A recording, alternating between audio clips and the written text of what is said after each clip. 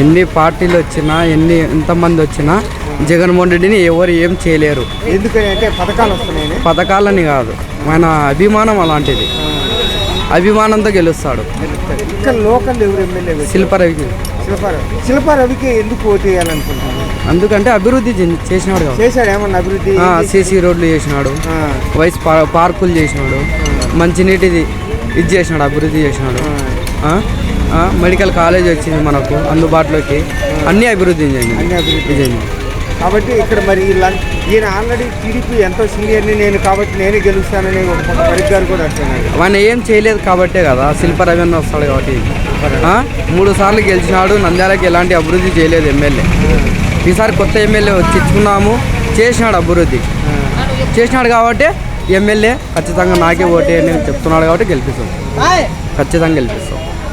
శిల్పారావు అన్నకు ఓటేస్తాం. మళ్ళీ కావాలే నంద్యాలకు నువ్వే